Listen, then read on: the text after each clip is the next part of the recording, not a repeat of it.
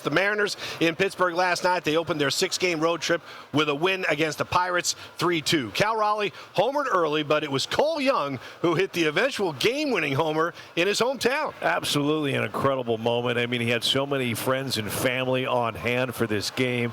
He grew up going to games there. This is the first time he's ever played in that park. It was a special moment for Cole Young. And Paul, he actually hasn't had a great June when you start looking at his numbers and dissecting those numbers. But manager Dan Wilson after the game says, you know what, hold on. Cole Young has been steady from the start of the season to where we're at now, and we have full trust in Cole Young.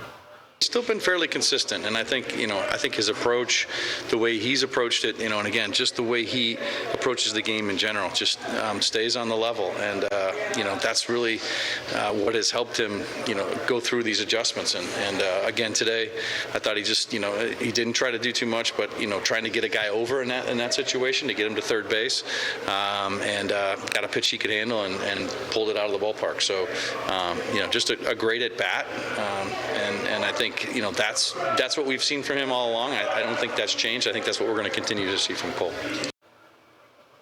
Yeah, Brad Adam, the first to chat with Cole Young after the game. We've got Brad and more with Cole coming up on the show, Paul, as we look at the standings there. Mariners jump up 2.5 games over the A's and the Rangers. And you look at that lineup yesterday, and as a Mariners fan, you're starting to feel like, okay, this is the lineup I think we're going to hopefully see the rest of the way. You see Randy Arozarena back. You see Luke Raley back. Cole Young, Colt Emerson, J.P. Crawford, Julio Rodriguez, the big dumper Cal Raleigh. I think this is the lineup. And you said it on this show yesterday, giving a lot of credit to manager Dan Wilson, how he's kind of worked his way through May and June. It has not been easy with the amount of injuries that have piled up on this team, but to see some health rolling in, and Brendan Donovan is still out there as well. So things are heading in the right direction finally. Yeah. That's a good point. Donovan's still out there. People forget that when he went out on his injury and the fact that he's just struggling to get back, he was one of the top hitters on this team, and that's something the Mariners still need. They need some situational hitters. They need some guys that could get to the plate and knock that ball around, and Donovan will be a big plus offensively. And the other thing, Chris, is you got J.P. Crawford at third now. That was where Donovan was when he went on the injured list. We know he can play second, so where do they put Donovan? Never mind where they put, Bryce Miller and Luis Castillo and all these pitchers they have.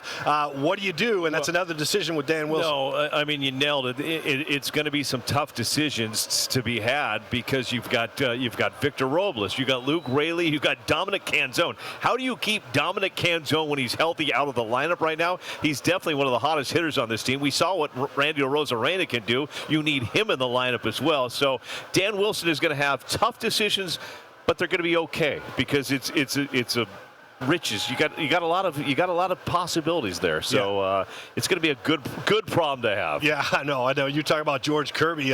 That's a guy who kind of has been up and down, pitching in and out of trouble. But you got to give the guy credit. I mean, strong start last night, but the fact that he continues to be able to pitch himself in and out of trouble, Chris, and stay focused is a plus. No, I thought it was huge. We've seen what Bryce Miller has done. Logan Gilbert just had a great start. So the pressure is on all these starters to deliver.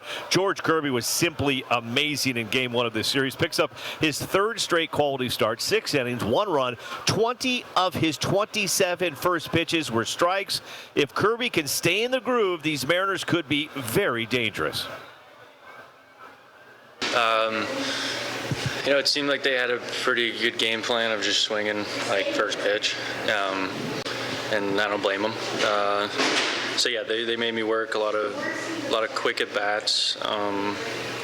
A lot of hits in the beginning, but I feel like I settled in pretty good once I got that slider working, and then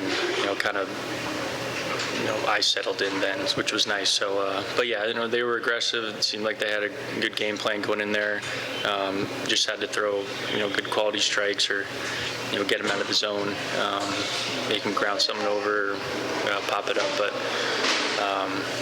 Yeah, I like when people do that. It makes me work harder. I gotta, challenges me. So,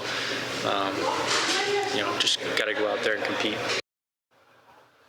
What's interesting, if you've been watching these Mariners pitchers, is they're going back to Little League fundamentals, Paul. First pitch strikes. I mentioned George Kirby, 20 of his 27 first pitches were strikes. We saw Logan Gilbert do this on Sunday. They're getting their strikes with their fastball. That's allowing them to mix things up with their sliders, their curveballs when they get 2 strikes on a batter. So getting those first pitch strikes, so key. But this goes back to when you're a kid. You know, the pitching coach, the manager of your team says, we need to start off with a strike. A lot of times kids aren't hitting right away, and you're thinking, well, this is professional baseball. I mean, but it is working for this Mariner pitching staff. They're finding a way. They're getting those first pitch strikes, which is making their at-bats a little bit easier, and the bullpen is doing the same thing. And I know we're going to talk about Andres Munoz. What a night. He was on fire last night. Yeah, he was on fire, man. Just striking out the side in the 9th inning for the save. And you know, when you talk about these pitchers, they are watching a lot of film. They know who these batters are that they're facing.